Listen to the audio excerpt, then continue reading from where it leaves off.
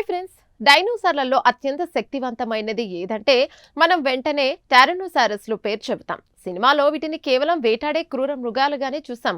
కానీ 7.5 కోట్ల ఏళ్ల నాటి ఒక ఎముక ఇప్పుడు వీటి గురించి ఒక భయంకరమైన నిజాన్ని బయటపెట్టింది.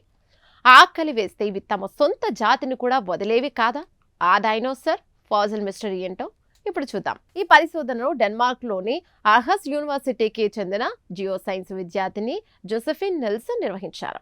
ఆమె అమెరికాలోని మోంటనాలో దొరికిన ఒక టైరనోసారస్ పాదం ఎముకను అత్యాధునిక 3D స్కానింగ్ టెక్నాలజీతో విశ్లేషించి ఈ నిజాన్ని బయటపెట్టారు. వీరి పరిశోధన వివరాలు తాజాగా ఎవాల్వింగ్ ఎర్త్ జర్నల్లో ప్రచురితమయ్యాయి. శాస్త్రవేత్తల ఎముకను నేరుగా కాకుండా దాని 3D డిజిటల్ మోడల్ను రూపొందించి పరిశీలించారు.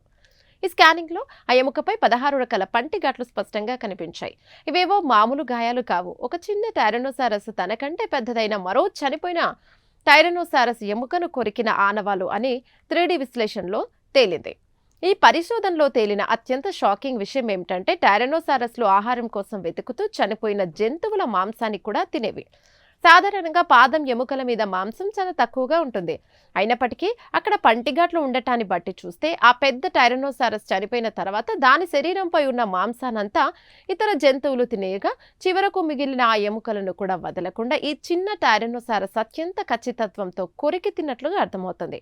అంటే ఒక్క మాంసం ముక్క కూడా వృధా కాకూడదన్నంత కసిగా అది ఆ ఎముకలను కొరికిందని ఈ ఆనవాలు చెబుతున్నాయి. సాధారణంగా ఏదైనా జంతువు బతికున్నప్పుడు గాయమైతే ఆ ఎముక మళ్ళీ అతుక్కునే ప్రయత్నం చేస్తుంది. కానీ ఈ ఎముకపై అలాంటి ఆనవాలేమీ లేవు. అంటే పెద్ద టైరనోసారస్ చనిపోయిన తర్వాత ఆ చిన్న డైనోసార్ దాని పాదాన్ని కొరికింది. తన సొంత జాతికి చెందిన మృతదేహం అని కూడా చూడకుండా ఆహారంగా మార్చుకోవడం ఈ భయంకరమైన జీవుల ఆకలి ఏ స్థాయిలో ఉండేదో తెలియచేస్తుంది. అలాగే బతకడం కోసం ప్రకృతిలో దొరికిన చిన్న అవకాశాన్ని కూడా ఇవి వదులుకోలేదని స్పష్టంగా అర్థమవుతుంది. ఈ ఆవిష్కరణ ఎందుకు ముఖ్యం? ఇన్నాళ్ళు టైరనోసార్ల ఆహారపు అలవాట్లపై కేవలం అంచనాలు మాత్రమే ఉండేవి. కానీ ఇప్పుడు సిఎం క్లాసిఫికేషన్ అనే సిస్టమ్ ద్వారా ఆ పంటి ఘాట్లు ఎంత లోతుగా ఉన్నాయి, ఏ కోణంలో కొరికే అనే విషయాలను పక్కాగా లెక్కగట్టారు. దీనివల్ల 7.5 కోట్ల ఏళ్ల నాటి ఆహారపు గొలుసు ఎలా ఉండేదో ఇప్పుడు క్లియర్గా తెలుస్తోంది. చూసారుగా, కోట్లాది ఏళ్ల నాటి ఒక చిన్న ఎముక ముక్క ఆ కాలం నాటి భయంకరమైన జీవుల జీవన శైలిని ఎలా వివరిస్తుందో.